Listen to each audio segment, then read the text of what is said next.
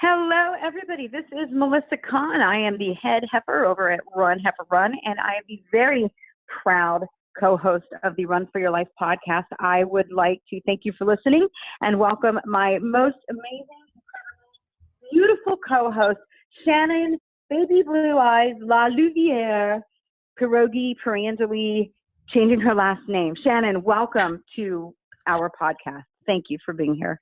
Thank you. Thank you. Yes, I'm Shannon Liliev, and I am excited to welcome our guest, Ben Meisner. He is a hockey player. He's a mental health advocate, a Lululemon community ambassador, and most importantly, he's just a good human trying to do good things. So, Ben, thank you for joining us this evening. Welcome, Ben. Thank you. Thanks for having me, guys. So, thank you. To people out there listening, I was sort of virtually connected with Ben because I work with an organization, Worth Living, and I'm planning a conference that's happening May 31st here in Halifax, and Ben is going to be one of our speakers. So I thought, why not have Ben come on and chat about mental health and sports? Because where Ben plays hockey, I've worked in hockey before, and I know it's a unique environment. It's kind of a macho environment, and I would get the impression that it's not overly accepting of mental health issues or mental illness. So Ben, can you chat with us a bit about that?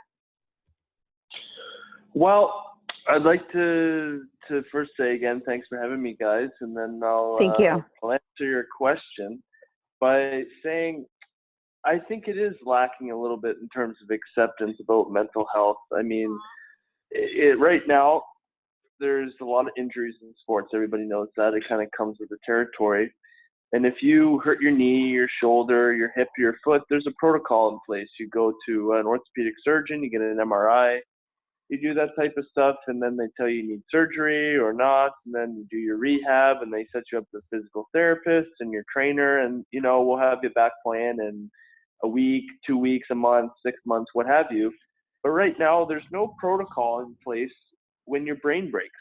And we do a tough job. I mean, I know we are playing a children's game for a living, which is a blessing. But I mean, there's a lot that goes on behind the scenes with professional sports that a lot of people don't know about. And athletes are just like anybody else. They have real world problems. They have family problems. They have personal problems. And on top of it, they have the pressures of their sport. And occasionally, someone's brain will have an injury, whether it be a concussion or a mental health struggle. And there's really no protocol in place right now in hockey, especially for when that kind of happens. There's other leagues out there, like Major League Baseball, for example, is doing a phenomenal job with mental health protocols, and I'm really thrilled to see that. And I'm hoping that that will kind of urge some of the other leagues. The NBA is not too far behind, but the leagues that I think really need to pick it up are professional hockey leagues across the world. And again, the ball has been started to roll, and that's great. But there's still a lot more work to be done, just because it's so prevalent. And from I can tell you that firsthand by the emails I've received. The people I've talked to, there are so many more people struggling on professional hockey rosters that people don't even know about, and right now they're scared to tell their stories. They're scared to open up for fear of judgment, for fear of not being able to secure a job or a new contract in the future. And that's what people like myself and people like Corey Hirsch and Clint Malarchuk, that's what we're, and many others that I don't know about, because there are a lot of us now fighting for this. That's what we're really trying to raise awareness to, and to get hockey and people in general to realize, and to just kind of lend help to these people when they need it. I was looking at your Twitter page, and you had an article posted, and it was really a fascinating read. It was the most recent one, and it talked about your experience in your life being bullied. And I'm just wondering, does bullying happen even in the major and minor league sports? Do you find that this is still an issue amongst grown men? And is this one of the prevalent issues that needs to be addressed? Is bullying still a major issue that's taking place? Well, I think bullying is one word for it, but I think the main way that you would see a lot of people describe it would be kind of hazing. Okay. Yeah. Hazing would be a little bit more in terms of rookie initiations, team parties, initiations like welcome to the team. I mean, I know a friend of mine, Dan Carcello, is doing a lot of work in that area. That hasn't been my focus per se in professional sports. He's doing a phenomenal job spreading awareness about that and his experiences. But for me, bullying really shaped me into a person that I don't think I really wanted to become. Looking back on it, I was tormented immensely growing up in school, and it really, I can't really point at that and say that was the only reason why I kind of started to struggle a little bit with the mental health complications, we'll say. But I mean, it definitely caused me to seclude myself and to kind of pull away from people, not seek friends, not seek relationships, kind of just be alone. And because of that, I developed, I shouldn't say I didn't develop the ability to talk to people well. I wasn't good at making friends. I was kind of socially awkward. And then I started to fear those relationships. I started to fear going into public. I started to fear talking to people, meeting people. And then, before you know it, you can kind of hide from it for, a good portion of your life. I'd say when you're younger, you can get away with it. But as you get older, you kind of have to be able to do those type of things, to have those people skills, we'll say. And it really ended up catching up with me later in life. And I had to go back and relearn some of those skills. So to kind of get back to the original question, is bullying affected me a lot when I was younger in terms of sport.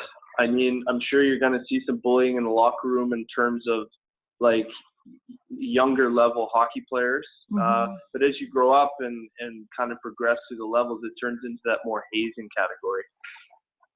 Which is still not okay by any means, but I see what you're saying about the difference. Yeah, no, not at all. Not at all. We're, it's all about making people feel comfortable. And I know that, when you're new to a team, it's about making everyone feel welcome and making them feel like they're a part of the team. But the line needs to be drawn when you're at a team event and the rookies are doing something. You can't ask someone to do anything that they're not comfortable doing, or anything that's humiliating, degrading, anything like that. And, my experience, luckily, when I was in college, we had some of these kind of team initiation parties. And for me, I don't drink. I never have drank before. Like say 28 years sober. It's just kind of the decision I made when I was really young. And I just said to everybody, I said, hey, like I'll participate in these games, but like just fill my cup with water. I'm not drinking. And luckily for me, everyone was completely accepting. Not to say there wasn't some people who weren't, there was definitely some people who were unhappy about it. And, definitely maybe gave me a harder time. But at the end of the day, everyone respected it. And I participated and did the game stuff with water. But I know there are a lot of people out there who don't have that experience. And so, we're also trying to change that culture a little bit as well.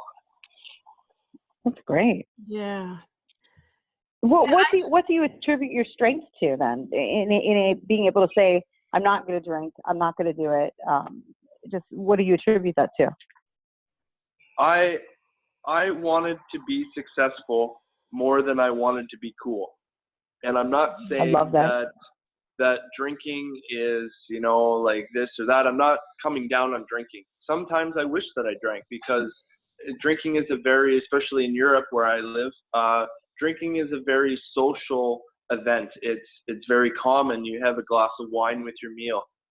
After a hard game, you have a beer on the bus. It's a normal, socially accepted social aspect of life in Europe.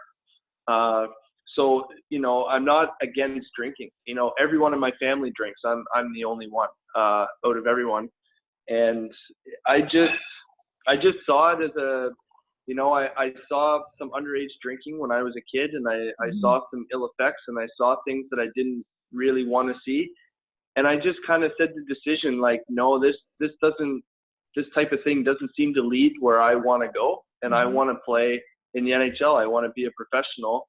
And I just said, you know what, I want that more than I want to be involved in this. And so good for you. I just decided I didn't want to do it, and I've stuck to it ever since. And yeah, it's awesome.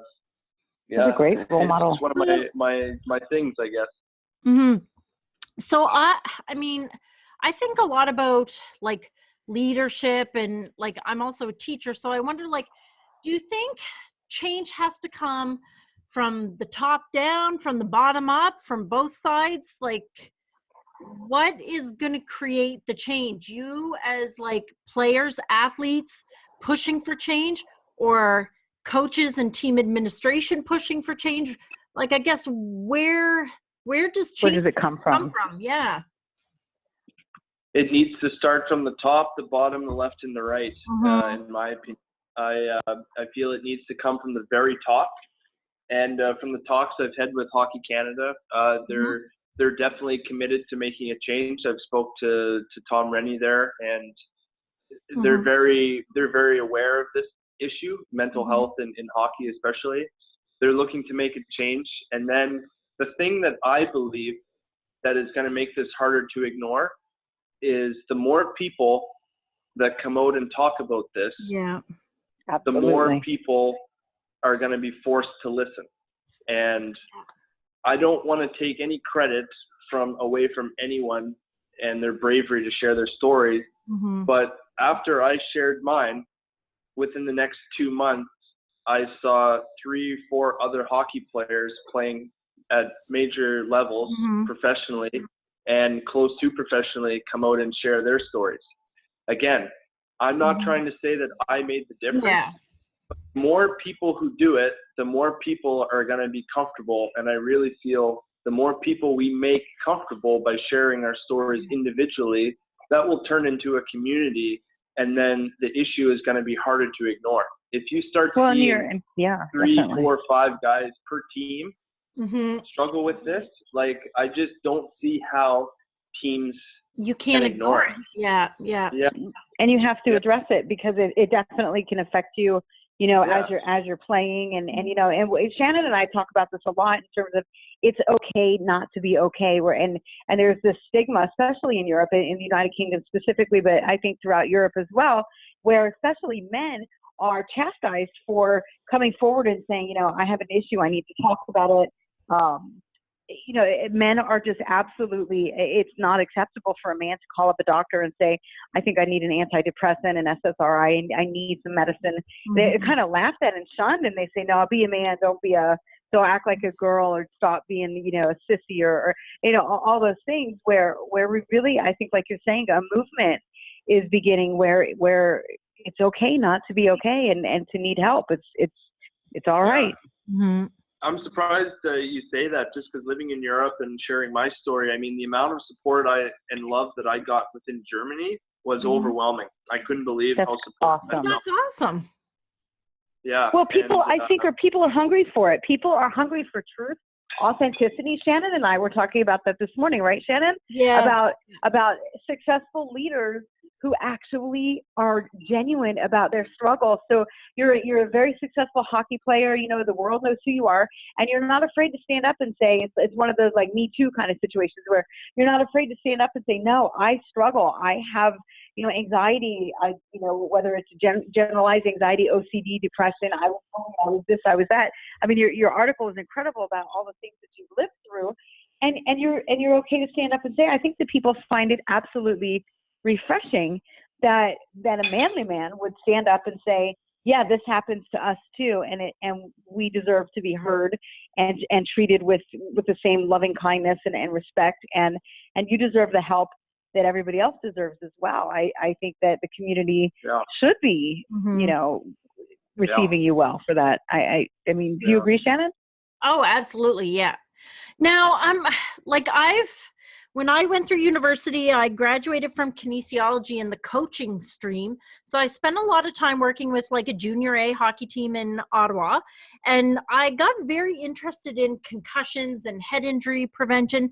And now I'm wondering, Do you find that with more attention being focused on head injuries and concussion prevention, that sort of coincides with, improving mental health? Because I find often the two kind of go hand in hand. A lot of hand in hand, yeah. who experience concussions end up experiencing some sort of mental illness as well. It's actually really crazy that you say that, because after my article came out, I touched base with Dan Carcello, who was he's a 2-time Stanley Cup champion. He played maybe 10 years in the National Hockey League, and he is probably hockey's #1 concussion advocate. And he is spreading awareness for everything that you've just said. Yeah. So I really admire what he's doing. He's passionate, he's outspoken, and I really admire that about him. And he's experienced everything you've just touched on. He basically has, I don't know, I think he said to me maybe has like 6 on the books concussions. Oh my God. Almost guaranteed that he's had way more, because when he played, even though he retired just a few years ago, it was more like, well, how do you feel right now? And I feel like, okay, I feel okay. I had a headache, but it's gone. I felt dizzy. I got absolutely labeled, going in the corner, and they'd send you back out there, right? Now, it's not that case, and I think that maybe the way it was treated in the past definitely caught up to him, where he had a lot of anxiety, depression, a lot of headaches, sensitivity, mood swings, anger. He had some substance abuse, because like painkillers. I mean, like he's been but that's common too. And he's really trying to raise awareness, and he's doing a great job. So I definitely think that everything he's saying has a lot of truth to it, and I definitely think that it is being linked now, which is great to see, because concussions are a serious thing, right? It's tough. People are generally, they're not comfortable with what they don't see, right? Exactly. You can see someone with a cast on, with a knee brace. Well, we know what that is. We can see it. We can MRI it. With a brain injury, someone's walking around. They're doing whatever they want. They're out. They're doing this. They have a brain injury, and their brain has seen some serious trauma on the inside. But there's not a lot that you can really do, and the diagnosing process is still in an infant stage in some ways. I mean, it's gotten a lot better, but the thing that he's pushing for, and that I agree with, is proper diagnosis on site. So it's when in doubt, sit it out. And the fact that he really wants to see medical staff on hand at games, because right now we have to have an orthopedic surgeon and a regular physician on hand at every game that we play. So if you hurt your shoulder, your knee, well, they're right there. They can diagnose it pretty quick, right?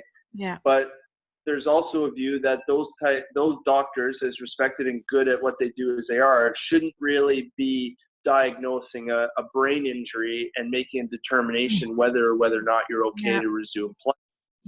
So that's some of the stuff he's kind of talking about, and I definitely agree with. And that all links back to the mental health stuff, based in that if you do have a concussion, you have to get it looked after. You have to get it diagnosed properly so that you can make a full recovery, not come back too quick. Because if you don't, you're really setting yourself up for a lot of long-term effects and mental health, as well as some of the other things I listed, like symptoms he experienced. You're setting yourself up to experience those for a very long time, or potentially maybe even a lifetime. We really don't know. That's part of the concussion mystery. And so I definitely am behind saying that concussions need to be looked after. They need to be properly diagnosed, and you're better off taking more time than not enough. And I was reading. I'm still stuck in your article, and I'm looking at it here, and this quote that you have really stands out at me. I found myself in tears daily, having panic attacks, afraid of anything and everything. That's a pretty prolific statement. How were you then able to overcome your issues and I don't say put them behind you so much as learn to live and deal with them? Because a lot of people who suffer from generalized anxiety disorder or, depression or concussion-related mental illnesses or mental illnesses that just came up out of the blue anyway. How do you find daily life in dealing with those? What are your coping mechanisms that you use that you would tell other people, hey, have you tried this? Have you tried this? What would you say to that? Oh, well, the funny thing is when I was experiencing all of those, I didn't cope. There was no such thing of coping. Like I struggled. Like I struggled so hard that I didn't even want to live anymore. Like it was that bad. Luckily for me, I had hockey, and being on the ice and being a good hockey player and being good at what I did gave me a lot of self-worth and a lot of self-value. And that's when, because I had that safe place, that turned into one of my biggest problems that I could have had. And I'll elaborate on that by saying, when I leaned on something so much to give me so much self-worth and confidence, like going to the rink and being a really good goalie, if I went to the rink and wasn't a really good goalie one day or had a bad game, oh man, like look out. Like I was down and out, and I stayed down and out for a long time. I completely lost a sense of reality. And what I mean by that is, if I was struggling and I dragged myself to the rink and I put on my personality mask and pretended like I was all good, and I went out on the ice and I wasn't good, I was bad that day, couldn't stop a beach ball, I would literally come home and would be so worked up because my mind would work like this. I had a bad practice. Like I'm a bad goalie. Like I don't deserve any of this stuff. Like what if they think I'm no good? Are they going to offer me a new contract? Are they not? Right. Does the league think I'm good? Is anyone else going to give me a spot? If I don't get a spot, where am I going to play? What am I going to do for a living? And I'm not going to have my safe place anymore. I'm not going to have the one thing I'm better at than a lot of other people. I'm not going to have that escape. What am I going to do? I don't have any other skills. I've played hockey my whole life, and you can see where this goes. Yeah. And before over and over, and it's never ending. I was just completely down and out, and it just really became impossible for me to have an escape and to deal with it. And that's when I broke, and that's when I thought about taking my life and was really close to doing so. And that's really what gave me the ultimate wake up that I really needed help. I mean, now that I'm healthy and I no longer have any of these issues, I can better tell people how to cope with it. But back then, like I didn't cope. I struggled. I limped through the day, I was more afraid of tomorrow than I was death. And that was really, really bad. So what do you tell those people then who are sitting here listening to you speak and who can relate to you, that are in tears right now, that are afraid of everything, anything, having panic attacks, anxiety attacks? What do you tell them? Because I guarantee that's a lot of our audience who's listening. And what will you tell them? You say, that you learned how to cope, and thank God you didn't take your life, and we're very thankful for that. And that you're able to be here and speak with us. What's your best advice to them in terms of what to do, aside from, hang up and call 911 or call suicide number? What is your best advice for somebody going through such a rough time, especially then in Europe where you can't necessarily be taken as seriously yet, but we're working to change that. But what is your best advice? The first thing I'll tell them is they're 110% normal. They're not crazy. They're normal. Yeah. The next thing I would tell them is that you need to seek help with a trained professional, and you need to get this diagnosed. You need to have a name to it, because as scary as that may seem, as soon as you have a name, then beneath that name is a subcategory of symptoms. And then the person can understand, well, if I have this, well, therefore my symptoms of fear, anxiety, worry, depression, panic, well, then those are normal for that particular thing. And what can we do with that particular thing? Well, you can treat it. And that's why you're seeing a trained professional. The next thing I would tell people is to really commit to a trained professional like a psychologist, and really try and find someone that you connect with, someone that understands, someone that you have a bond, a professional bond with, because that can really go a long way. If you feel like you're talking to someone who has no real concept of like what you're doing, like for example, the professional hockey world is very complicated and complex, as is professional sports, right? So I needed someone who could kind of grasp the way it works and grasp it quickly in order to fully understand where my panic and my fear was coming from. That's another thing. And the last thing I tell a lot of people is, do not be afraid of medication. A lot of horror stories out there about medication. Yeah. And there's a lot of people who are against it. A lot of people are for it. I am really for it, but I will say first and foremost, the path to finding the correct medication for you is not easy. It's not like taking an Advil and all of a sudden it works for everyone and you feel a little better. You may have to try 1, 2, 3, 4 medications until you find one that really works for you. The next thing I tell people is openly and honestly is that there are some side effects at the start. If it's the right medication, they'll fade quickly. If it's not, well, then you need to contact your prescriber and get it rectified. The next thing in regards to that is the medication does not make you anything you're not. It just makes it a little easier to be who you are. It takes the edge off. It makes those skills you learn with a psychologist easy to apply, because if you're beyond the point of being able to control it just on your own with techniques and breathing and focus, you know, you're not going to be able to put those skills that you learn to work. And that's what I found out with my journey is I went a long way. I saw a therapist for a year and a bit, and I was doing really, really well. But after a while, I kind of hit the wall, and I just couldn't get over that hump. I was like 80% there, but I still had a little bit too much fear, anxiety to really make the techniques work the way I needed them to work. And that's when I went on medication, and that's the day that I really got over my struggles and really turned things around.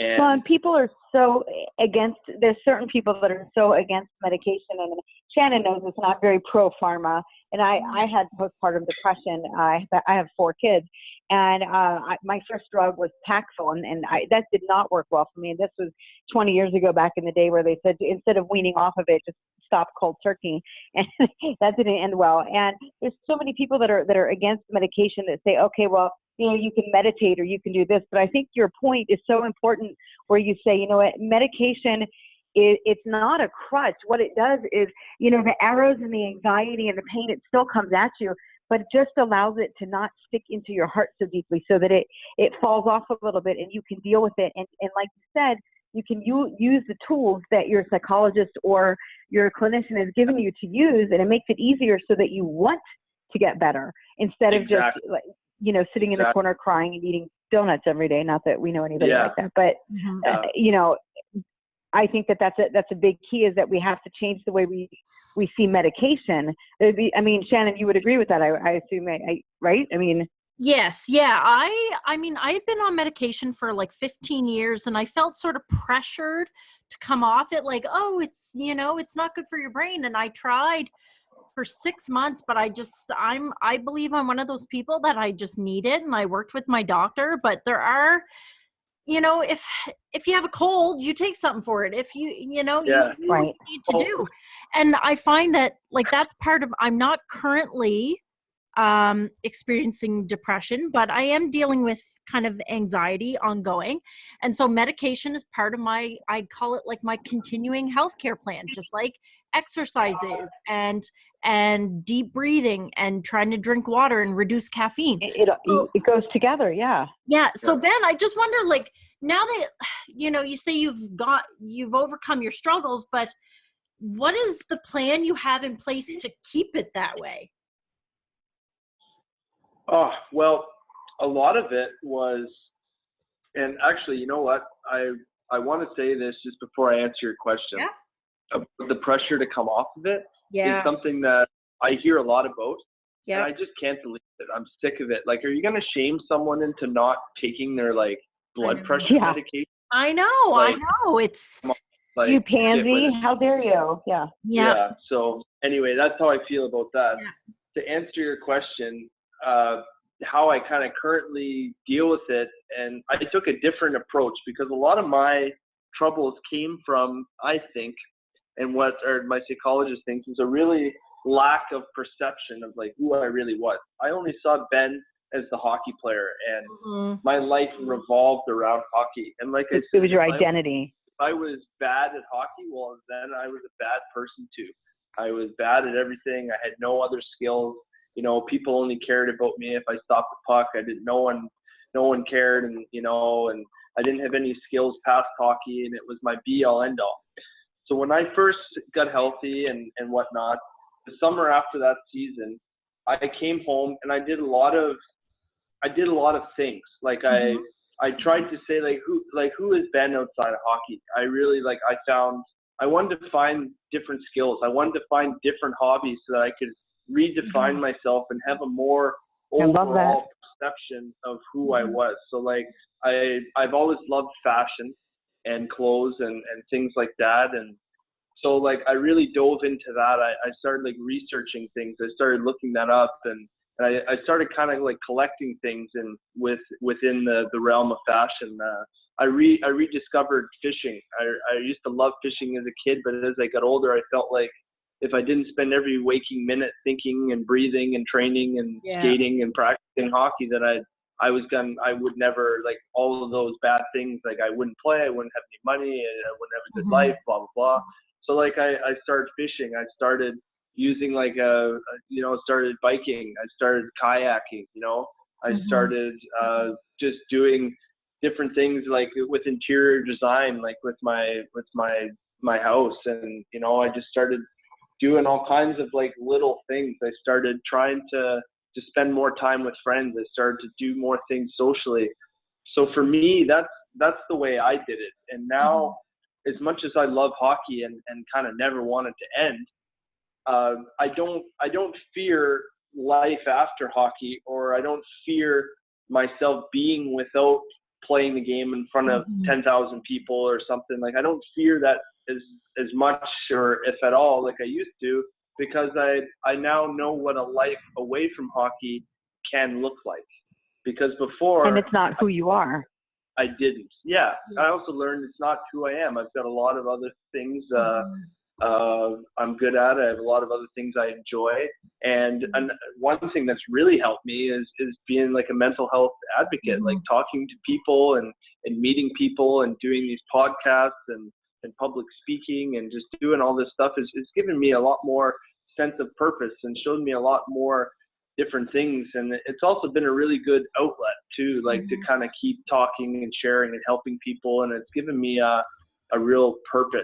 And in terms of actual techniques that I use now, if I'm having a bad day, I do a lot of breathing. I do a lot of yoga, a lot of stretching. I just do some fact checking. Is this really going to matter in a year, 6 months, and 10 minutes? And a lot of the things that I experience now are, I wouldn't even say it's anxiety. I would just say that it's like normal, like, normal, just kind of like concerns. I don't have really too much worry and fear anymore. I have concerns. Yeah. And that's normal. Those are a lot more manageable. Oh, that's good. That's good. Fantastic. Yeah.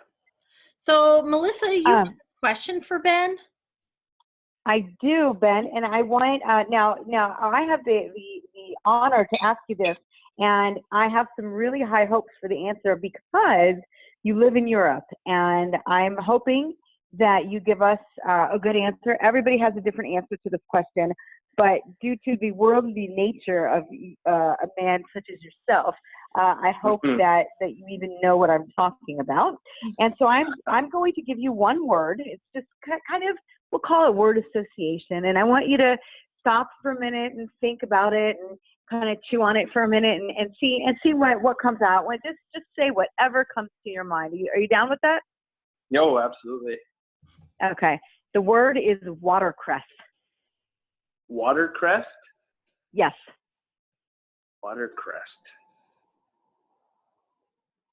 It's a green vegetable, apparently. You're killing me. I need to say one word in response to that. Well, you can have many words if you like. You can have as many words as you. What does your gut tell you when I say the word watercress? What do you feel? Do you know? Most people think it's a Chinese board game, so we just want to know what you think about that. It's a food, though, yeah. Yeah. Yeah. Yeah. Immediately when I think about that, I think about walking downtown in my city and seeing the farmers who are selling their local homegrown produce in their booths every weekend. That's just kind of what I think of. Perfect Yes. answer. But have you ever eaten it? I have not. Don't. Okay. Don't. Okay. You know what? I love farmers and I'm all about supporting the local farmers. But don't buy it. It tastes like poo. It's just not. It shouldn't be grown. The world would be better without it. But I love that you know what it is. That's a big plus. Yeah. Most people have no idea. They're surprised. Yeah. She spends all week coming up with these questions. She works so hard at this stuff. I tell you. I ask the hard stuff that people want to know. Yes. So Ben, before we go, I guess what would you say to maybe a parent of a young hockey player who has dreams of becoming the next Sidney Crosby, Nathan McKinnon? Like, yeah, what would your best piece of advice to the hockey parent be? Oh, well, maybe this won't go over well, but I don't care. Bring it on. I'm gonna say what I think is, if your son or daughter, say you have a daughter who wants to be a Canadian Olympian or American Olympian, whatever, what have you, or you have a son that wants to be the Crosby or McKinnon. Yep. If they really have the talent and the drive, then it can happen.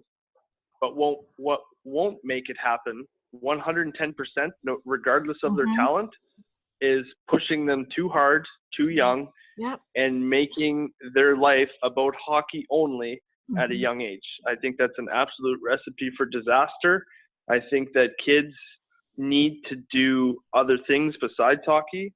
I see now the way hockey is, and it just gives me this pit in my stomach. I see kids, their season ends middle of March and they have tryouts again the first week of April. And it just doesn't sit well with me, because when I finish my season, I put my gear away and I don't even think about putting it on until May, June. I take months off. I try not to think about it.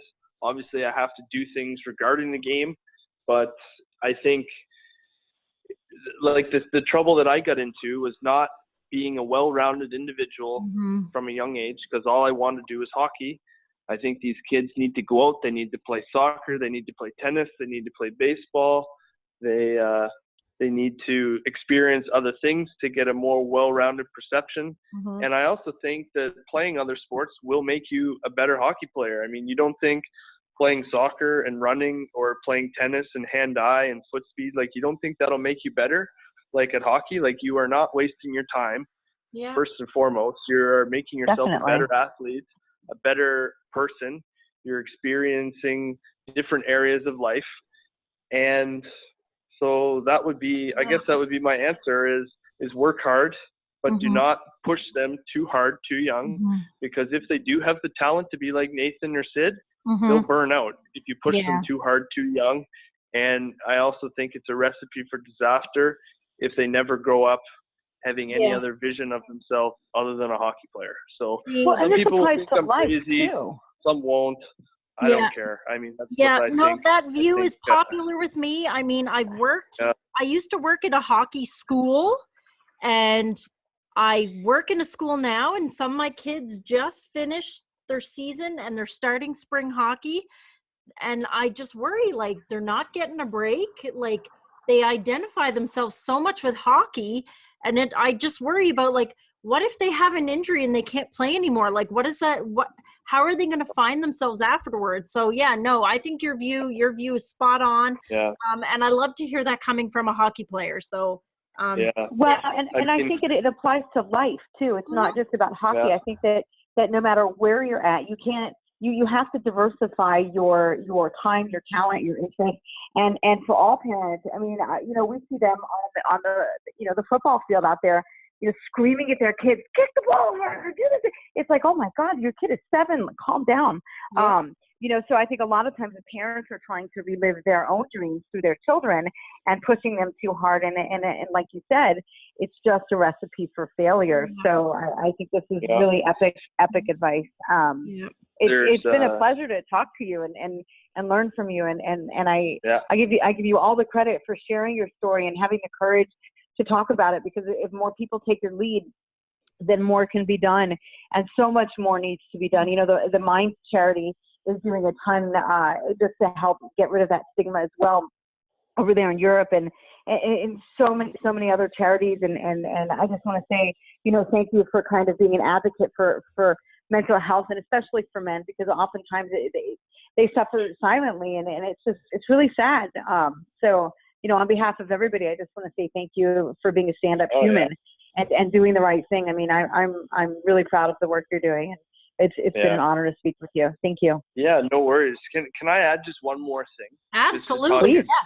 That I know I won't keep you guys too long. No. When you say about men and the macho image, I had one image come to mind, and it's an experience that like I kind of went through. So, we were in the playoffs. I won't say where or which team, but this was a while back now in my professional career, and I was dying inside. I felt horrible. And we were in the playoffs, and we had a guy who was playing with a recently separated shoulder. We had a guy playing with a broken rib. We had a guy playing with a broken bone in his foot, and we had a guy playing with a torn ligament in his knee. Okay, the guy playing with the torn ligament in his knee was me, and I was sitting there, and I was looking around the locker room, and I wanted to be there. I wanted to win, but like I was just struggling so bad. And I just thought to myself, man, like, look at these guys. Look at this guy with his broken bone in his foot and the broken rib and the separated shoulder. Like, these guys are taping their bodies together, and they're going out there. They're laying down and blocking shots. I'm sitting here, and I'm feeling sad. Am I going to go tell the coach, no, coach, I'm depressed and my mind's not right. I don't know if I can play tonight. How do you think that would have went over when you have guys playing with those types of issues? And a lot of that is the hockey mentality of, tape it up and get back in there. And it's hard for guys to really, separate that and to really see it as being as serious as some of those other injuries, just because you can't see it. Because I'm sure that season I tore my ACL, and I was so afraid of losing my job that I just played through it. I took a day or two off, and then I played the rest of the season. And maybe if someone else was sitting there and feeling the same as I was on the inside, they would have looked over at me and be like, well, Mize just, tore his ACL and he's taping it up and he's playing and he's playing well. Like, how am I going to say anything? And that's the type of thing that it's inevitable with hockey. Like, you're going to have guys play through injuries. I mean, I played through an injury this year in the playoffs. I mean, it's going to happen, but you have to have guys willing to say, hey, I'm playing with a separated shoulder. Hey, I'm playing with a broken bone. Hey, I'm playing and I'm severely depressed. We have to get to the point where those are viewed as equal things, and we can take the whole manly stigma out of it. Yeah, absolutely.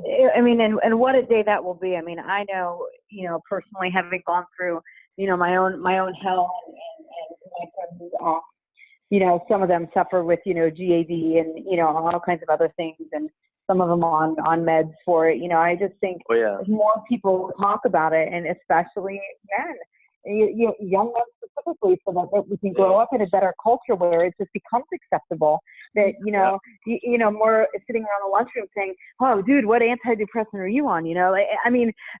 Instead of saying like, oh, suck it up and just stop being a weenie, I think that, the world will be a better place, and you're doing your part. You're doing more than your fair share, and especially in a sport that is considered so macho, and it's like a badge of honor the less teeth you have. I lived in Detroit for a while, so the Red Wings were life, and the less teeth you have, the better, and it's like, yeah.